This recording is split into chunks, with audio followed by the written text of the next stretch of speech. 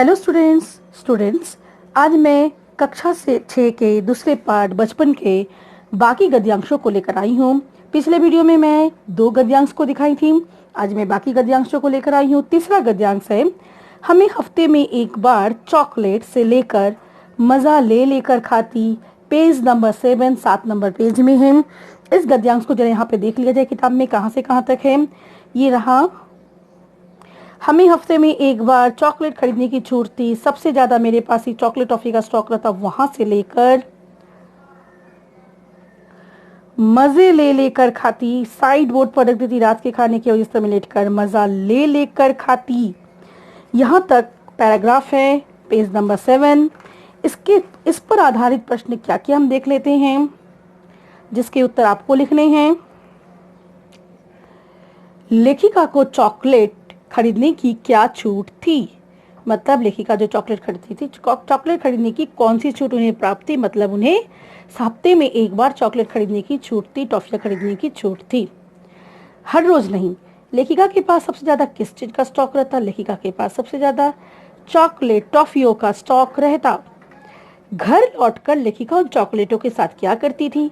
घर लौटकर वो साथ ही साथ उन चॉकलेटों को खा नहीं लेती थी।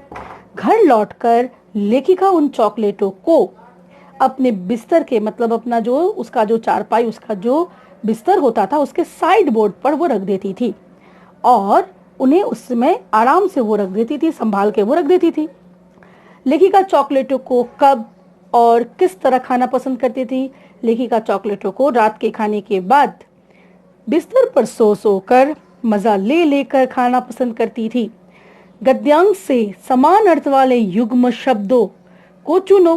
गद्यांश से, ये जो गद्यांश है समान अर्थ वाले, जहां जिसके सेम मीनिंग लेकिन युग्म शब्द, पेयर शब्दों को चुनना है। ठीक है, यहाँ पे जैसे क्या क्या है पेयर शब्द? खड़े खड़े है ना, पेयर शब्द हुआ। ले ले पेयर शब्द हुआ। समान अर्थ है, पेयर शब्द तो खट्टे मीठे भी है लेकिन अलग अर्थ है, वो नहीं लेंगे। ठीक है, तो जिसके अर्थ भी सही है, एक ही है और साथ ही पेयर है, ऐसे शब्दों को लिखना है। अब हम आते हैं चौथे गद्यांश की ओर। सामने आकाश पर, चौथा गद्यांश, सामने आकाश पर सूर्यास्त हो रहा था से लेकर डॉट डॉट डॉट उभरता कोलाहल। पेज नंबर 8 में मिलेंगे ये पंक्तियां। चले आते हैं, सामने आकाश, ये रहा सामने आकाश, पेज नंबर 8। सामने आकाश पर सूर्यास्त हो रहा था। गुलाबी सुनहरी धारियां नीले आसमान पर फैल रही थी। दूर दूर फैले पहाड़ों के मुखड़े गहराने लगे और देखते देखते बतिया टीम वहां से लेकर उभरता कोलाहल तक थोड़ा सा छोटा सा गद्यांश है। देखते हैं यहाँ पर कौन कौन से प्रश्न, जरूरी प्रश्न हैं। प्रस्तुत गद्यांश में किस समय का वर्णन है? अवश्य ही शाम के समय का वर्णन है। सूर्यास्त हो जाने का अर्थ है कि शाम के समय का। सूर्यास्त के समय आकाश कैसा दिखता है? गद्यांश में क्या बोला गया है? सूर्यास्त के समय गुलाबी सुनहरी धारियां वाली नीला आसमान जो है, गुलाबी सुनहरी धारियों से भरा हुआ नीला आसमान दिखाई दे रहा है। नीले आकाश में गुलाबी और सुनहरी धारियां फैल चुकी है। पहाड़ों के मुखड़े गहराने लगे का क्या अर्थ है? मतलब अब तक उसका उत्तर मैं लिख भी दी हूँ। सूरज की किरणों से पहाड़ों की जो चोटियां दिखाई दे रही थी, धीरे धीरे वे अंधेरा छा जाने पर गायब हो गई। ठीक है, अब तक सूर्य की किरणें उस पर पड़ रही थी तो वो दिखाई दे रही थी। गहराने लगी मतलब थोड़ी देर में ही सूरज की किरणें वहां से गायब हो गई और उन चोटियों पर अंधेरा छाने लगा। मतलब पहाड़ों की जो मुखड़े हैं वो अब गहराने लगे, मतलब अंधेरा में वो विलीन हो गए, अब वो दिखाई नहीं दे रहा है। इस गद्यांश में शिमला के किन स्थानों का वर्णन सिर्फ उसी गद्यांश से बताना है। उस गद्यांश में शिमला के किन स्थानों का वर्णन हुआ है? ठीक है, किन स्थानों का वर्णन हुआ है वहां पे देखना है कि वहां पे कौन कौन से जगह का नाम उस गद्यांश में आया है। मतलब रीज आया है ना, शिमला मॉल आया है और रीज आया है। शिमला रीज एक रोड है वहां का, शिमला में रीज रोड। ठीक है, शिमला का रीज रोड का नाम आया है, रीज का नाम आया शिमला रीज और शिमला मॉल। रौनक तथा कोलाहल का अर्थ बताओ। मैं शब्दार्थ में भी दी होंगी, रौनक का अर्थ और कोलाहल का अर्थ आपको देख लेना है। तो ये सारे चौथे वाले गद्यांश से आपको प्रश्न मिल रहे हैं।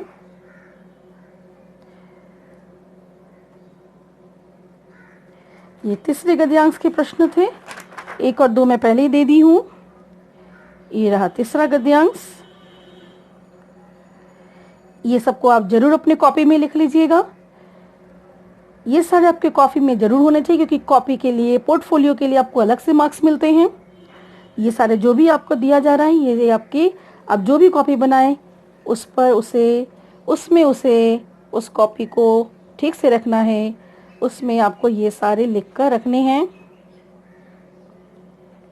तीसरे गद्यांश के ये सारे प्रश्न हैं। ये रहा चौथा गद्यांश, पृष्ठ 8 से। चूंकि गौ का आंसर मुझे लगा कि शायद आप ना समझे, तो मैं उसका उत्तर लिख दी हूं। बाकी प्रश्नों का उत्तर आपको लिखना है। ये आपको असाइनमेंट के रूप में, आपको गृह कार्य के रूप में, घर के काम के लिए दिया जा रहा है। ये रहा दोनों गद्यांश।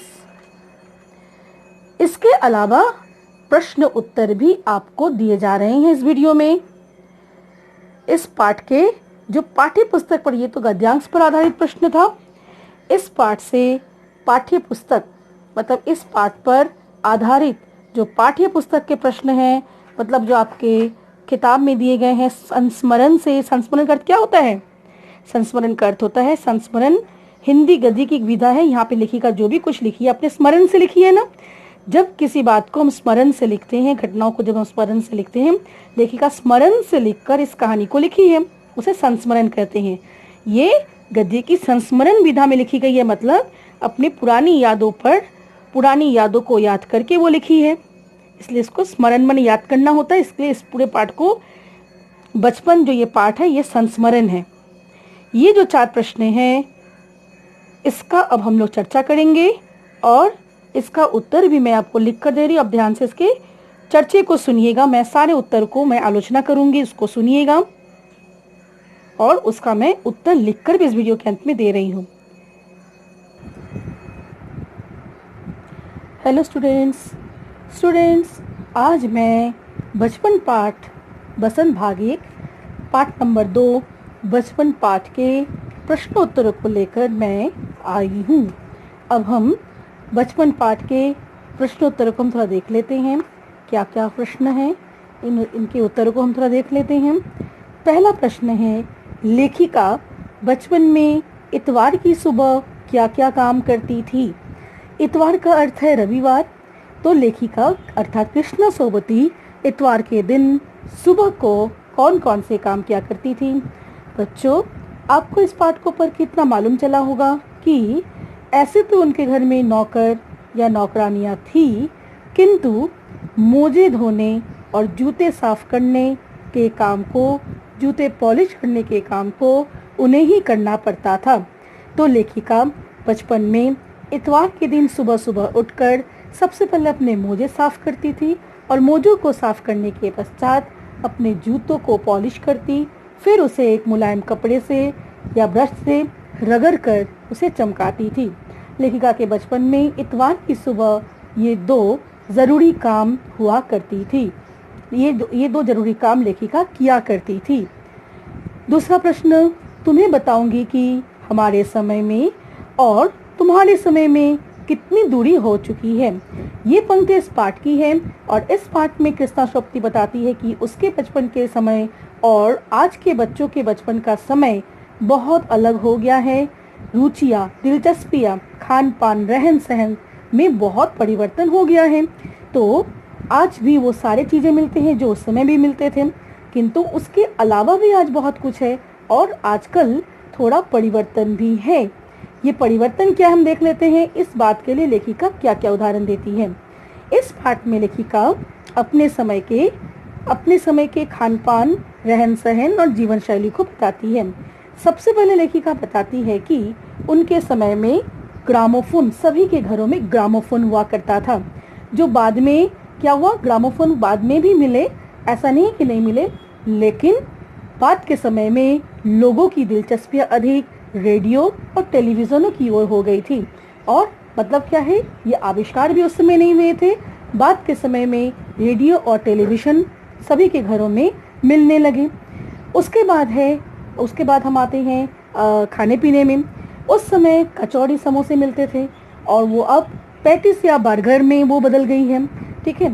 उसके बाद सहतूत फालसे खसखस को मिलाकर अगर ठंडा पीना हो, शरबत पीना हो, तो उस समय वो शरबत होते थे, जिसे आज के समय में कोक, पेप्सी इन्होंने ले लिया है। ठीक है। कोक और पेप्सी का समय आ गया है। मतलब खसखस, फालसे, सहतूत इनसे बने हुए जो शरबत उसमें मिलते थे, जिसे ठंडे ठंडे परोसा जाता था, आज के समय में उसे कोक और पेप्सी ने ले लिया है। और उसमें भी कोल्ड ड्रिंक्स या ठंडा शरबत के रूप में लेमनेड और विम्टो मिलती थी। ठीक है। उसके बाद हम देखते हैं कि उस समय जो उस समय लेखिका के बचपन में बच्चों को कुल्फी खाना बहुत पसंद था, जो कि आज के समय की आइसक्रीम में बदल गई है। आज के बच्चों को आइसक्रीम खाना बहुत पसंद है। तो इस तरह तरह की दिलचस्पियाँ और रुचियाँ हम उस समय के देखते हैं, जो आज की दिलचस्पी और रुचियों से थोड़ा अलग है। अब हम आगे आते हैं। पाठ से पता करके लिखो कि लेखिका को चश्मा क्यों लगाना पड़ा। चश्मा लगाने पर उनके चचेरे भाई उन्हें क्या कहकर चिढ़ाते थे।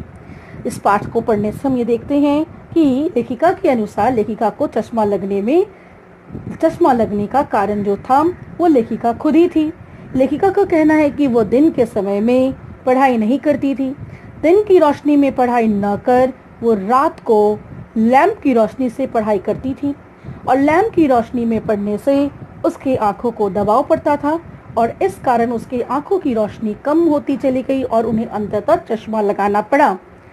चश्मा लगाने पर उनके चचेरे भाई, लेखिका के चचेरे भाई, जो लेखिका को काफ़ी चिढ़ाया करते थे, उसे चिढ़ाने के लिए, उसे गुस्सा दिलाने के लिए, लेखिका को गुस्सा दिलाने के लिए और उसे चिढ़ाने के लिए वो एक शेर कह डाले, एक कविता कह डाले, और वो उन्हें चिढ़ाने के लिए कहते कि चश्मा लगाया लड़की ने ताकि सूझे दूर की, मालूम नहीं लड़की को कि सूरत बनी लंगूर की। इस तरह से उसने एक कविता बना दिया कि चश्मा लगाया लड़की ने ताकि सूझे, आंख पर चश्मा लगाया ताकि सूझे दूर की, लड़की को यह मालूम नहीं लड़की को कि सूरत बनी लंगूर की। इस तरह से कह उसे चिढ़ाने लगे। चश्मा लगाया, आंख पर चश्मा लगाया ताकि सूझे दूर की, यहाँ पे है पंक्तियाँ, आंख पर चश्मा लगाया ताकि सूझे दूर की, यह नहीं लड़की को मालूम सूरत बनी लंगूर की। ये कहकर वो चिढ़ाया करते थे। लेखिका अपने बचपन में कौन कौन सी चीजें मजा ले लेकर खाती थी, उनमें से प्रमुख फलों का नाम लिखो। लेखिका के बचपन का ज्यादातर समय शिमला में भी था। इस पाठ में लेखिका अपने बचपन के जिन बातों को बताई है वो उसका शिमला से संबंधित है। ठीक है। तो शिमला में बचपन बीतने के कारण वहाँ की चीज़ें, वहाँ मिलने वाले जो चीज़ें थी, उन्हें वो मज़ा ले लेकर खाती थी। तो लेखिका अपने बचपन में शिमला मॉल से लाई गई चॉकलेटों और टॉफ़ियों को खूब मज़ा लेकर खाती थी। उसके अलावा समोसे, कचौड़ियाँ जो समय मिलते थे, ठीक है, इन्हें लेखिका बड़े मज़े के साथ खाती थी। इसके अलावा शिमला के खट्टे मीठे काफल लेखिका को काफ़ी पसंद थे। स्वादिष्ट कसमल वो भी काफ़ी पसंद थे। रस भरी काफ़ी पसंद थे। चने जोर गरम, मतलब जिसमें नमक और मिर्च बुड़कवा के वो लोग खाया करती थी। तो चने जोर गरम, गरम गरम चने वो काफ़ी मज़े से वो खाया करती थी। अनारदाने के चूर्ण भी बड़े मज़े ले लेकर खाया करती थी। और इन सब के अलावा वो उस समय इन्हें बड़े मज़े लेकर खाया करती थी। और इन सब के अलावा चेस्टनट भी वहाँ मिलता था, जिसे आग पर भूनकर और छिलके उतारकर परोसा जाता था। उन्हें भी लेखिका काफ़ी मज़ा ले लेकर खाती थी। अपने बचपन के इन सारे खाद्य पदार्थों की बात लेखिका ने इस पाठ में चर्चा की है, जिन्हें वो बड़े मज़े के साथ, बड़े आनंद के साथ, रुचि के साथ खाती थी। उनमें से प्रमुख फलों के नाम लिखो। इस पाठ में लेखिका ने जिन जिन फलों का उल्लेख किया है उनमें कौन कौन से प्रमुख फल इस पाठ में आए हैं, उनमें उनका नाम पूछा गया है। तो इस पाठ में खासकर से आए हैं कसमल, काफल, रसभरी, चेस्टनट, इन सारे फलों का यहाँ पर अनारदाने का चूर्ण, तो इन सारे फलों का यहाँ पर सुंदर से वर्णन हुआ है। हम इन प्रश्नों के उत्तरों को, इसका मैं लिखकर भी दे रही हूँ, इन प्रश्नों के उत्तरों को जरा यहाँ हम देख लेते हैं। जैसे पहला प्रश्न है, लेखिका बचपन में इतवार की सुबह क्या क्या काम करती थी, जिन्हें आप देखकर भी अपने पास नोट करके रख सकते हैं। इन्हें आप रख लीजिएगा ताकि आपको अपने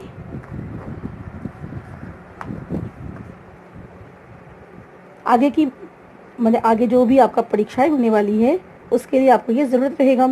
लेखिका इतवार के दिन सुबह उठने के बाद पहले अपने मोजों को धोती थी, क्योंकि किसी नौकर या नौकरानी से मोजों को धुलवाने की सख्त मनाही थी। फिर जूतों को पॉलिश करके उन्हें कपड़े या ब्रश से रगड़ रगड़ कर चमकाती थी।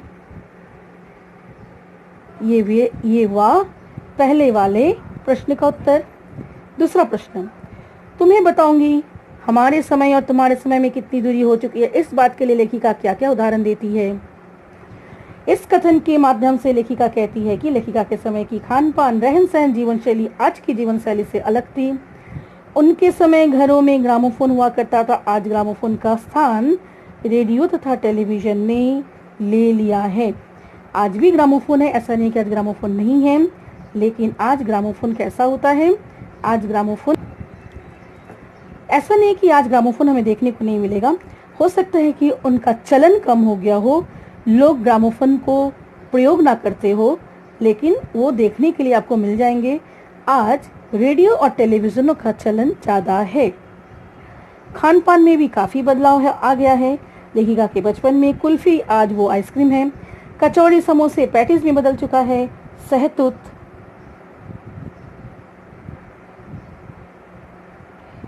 फालसे और खसखस की और कचौड़ी, समोसा, पैटीज में बदल चुका है। सहतूत, फालसे और खसखस की शरबत कोक, पेप्सी में बदल गया है। तैयार कोल्ड ड्रिंक्स के रूप में लेमनेड, विम्टो मिलती थी, कोक नहीं। मतलब पहले के सारे सामान आज भी मिलेंगे, लेकिन आज पसंद उससे ज़्यादा आज इन सारे चीज़ों, जैसे कि कुल्फ़ी आज भी है, लेकिन आज आइसक्रीम भी है। आज आइसक्रीम, कुल्फिया भी है और आइसक्रीम, आज उसमें आइसक्रीम हुआ ही नहीं करती थी। तो कहने का अर्थ ये है, तो इसलिए वो कह रही है कि लेखिका के बचपन की कुल्फ़ी, आज वो आइसक्रीम है। आज बच्चों को आइसक्रीम ज़्यादा पसंद है। बहुत तरह के आइसक्रीम होते हैं जो बच्चों को बहुत पसंद है, और उसमें सिर्फ कुल्फ़ी मिलते थे। कचौड़ी, समोसा आज जो है पैटीज, बर्गर में बदल चुके हैं। आज कचौड़ी, समोसा आज भी है, लेकिन आज पैटीज और बर्गर भी है जो बच्चों को ज़्यादा पसंद है। तो इस तरह से, तो ये रहा उनके समय की अंतर, समय में जो खान पान, जो रहन सहन और जीवन शैली का अंतर है, वो ये रहा। अब हम आते हैं तीसरा प्रश्न। पाठ से पता करो कि लेखिका को चश्मा क्यों लगाना पड़ा। चश्मा लगाने पर उनके चचेरे भाई उन्हें क्या कहकर चिढ़ाते थे। लेखिका का कहना है कि वह दिन की रोशनी में पढ़ाई न करके रात को टेबल लैंप के सामने काम करती थी। इस कारण उसके आँखों को बहुत जोर पड़ता था। उसकी आँखों की रोशनी कम हो गई और उन्हें चश्मा लगवाना पड़ा। ठीक है। लेखिका के चचेरे भाई लेखिका को चिढ़ाने के लिए कहता था, आंख पर चश्मा लगाया ताकि सूझे दूर की, यह नहीं लड़की को मालूम सूरत बनी लंगूर की। ये रहा कविता। आगे का प्रश्न, लेखिका अपने बचपन में कौन कौन सी चीज़ें मज़ा ले लेकर खाती थी, उनमें से प्रमुख फलों के नाम लिखो।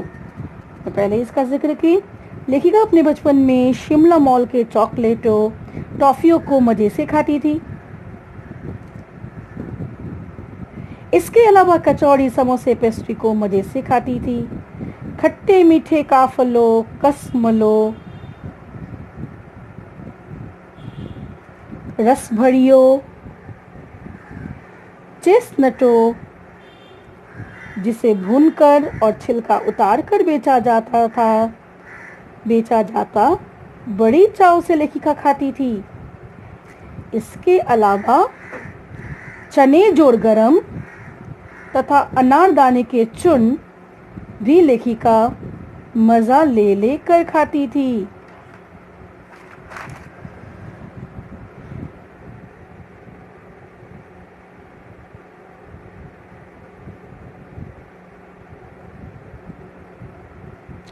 इस पाठ में आए प्रमुख फल हैं काफल, कसमल, चेस्टनट तथा रसभरी। अनारदाना भी लिख देती हूँ।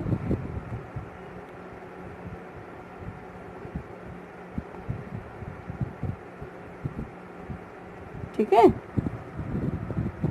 तो ये सारे फल हैं जो प्रमुख रूप से इस पाठ में आए हैं। ये यहाँ आपको नहीं मिलेंगे। काफल, कसमल, रसभरी उधर ही मिलते हैं, पहाड़ी क्षेत्र में। हिमाचल प्रदेश के फल हैं। शिमला हिमाचल प्रदेश का एक शहर है। चेस्टनट, ये सारे जो है लेखिका काफ़ी मज़े से खाती थी।